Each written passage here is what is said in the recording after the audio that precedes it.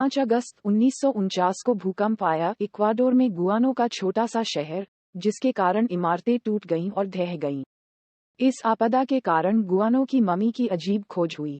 भूकंप के दौरान पुराने चर्च असुंसियन डी गुआनो की दीवारें नष्ट हो गईं और फर्श पर गिर गईं।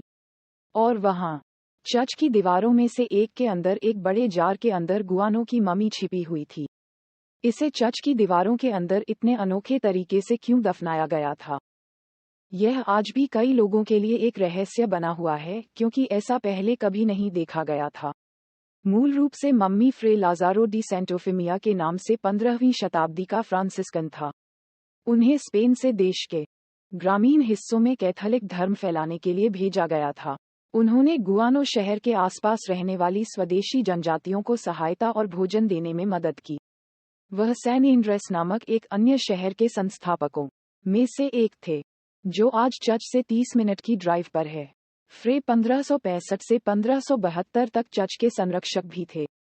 कई लोग दावा करते हैं कि चूंकि उन्होंने बहुत सारे अच्छे काम किए हैं, इस क्षेत्र के लोगों का मानना था कि चर्च की दीवारों में दफनाया जाना एक श्रद्धांजलि और सम्मान की बात थी, ताकि उनकी आत्मा इधर उधर घूम सके और हमेशा उन्हें देखती रहे।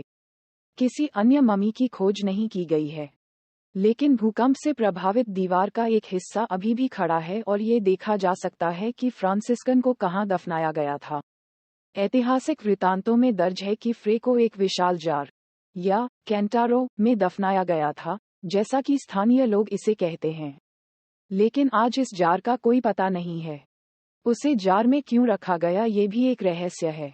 कुछ लोग कहते हैं कि यह सम्मान के कारण था, लेकिन यह वास्तव में कभी ज्ञात नहीं होगा, क्योंकि इसकी तुलना करने के लिए कोई अन्य उदाहरण नहीं है।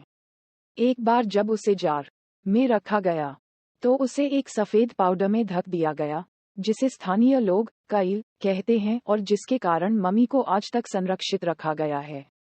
तब से नेशनल ज्योग्राफिक के वैज्ञानिकों द्वारा अनुसंधान, कार्बन डेटिंग और विभिन्न अध्ययनों के लिए धन्यवाद। मम्मी की उम्र निर्धारित की गई थी। इसके अलावा मम्मी के पास 60 रेडियोग्राफ और 2 एंडोस्कोपियां थीं, जिनसे ये सत्यापित करने में मदद मिली कि जब फ्रे की मृत्यु हुई तब वह 85 से 90 वर्ष के थे और उनकी ऊंचाई 1.70 से 1.75 मीटर थी।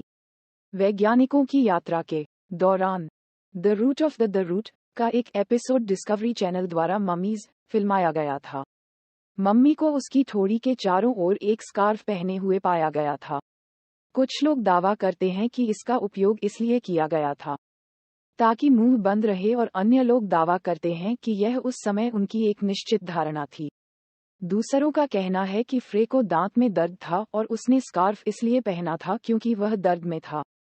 मम्मी के साथ एक छोटा सा चूहा भी फ्रांसिस्कन के साथ दफन पाया गया था और उसे भी ममीकृत किया गया था। इसका कारण भी अस्पष्ट है। हालांकि इसके बारे में 2 कहानियां हैं। स्थानीय लोगों और संग्रहालय के मार्गदर्शकों के अनुसार फ्रांसिस्कन अपनी मृत्यु से पहले कुछ समय के लिए अकेला आदमी था और चूहा उसका एकमात्र दोस्त था, और इसलिए जब उसकी मृत्यु हुई तो उसे उसके साथ रखा गया था। दूसरे संस्करण में कहा गया है कि एक बार फ्रांसिस्कन को दफनाया गया था। चूहे ने उस जार के अंदर अपना रास्ता खोज लिया जिसमें उसे दफनाया गया था, और उसने उसके अवशेषों को खाने की कोशिश की, लेकिन जार में घुसने के बाद वह भागने में सक्षम नहीं हो सका। मम्मी इक्वाडोर के गुआनो शहर में पाया जा सकता है। संग्रहालय जनता के लिए खुला है और 50 सेंट की छोटी कीमत पर इसे देखा जा सकता है। भूकंप के बाद चर्च के बगल में जार, पांडुलिपियां और कुछ और बर्तन जैसी अन्य कलाकृतियां भी खोजी गईं, लेकिन फ्रांसिस्कन के दफन के पास नहीं।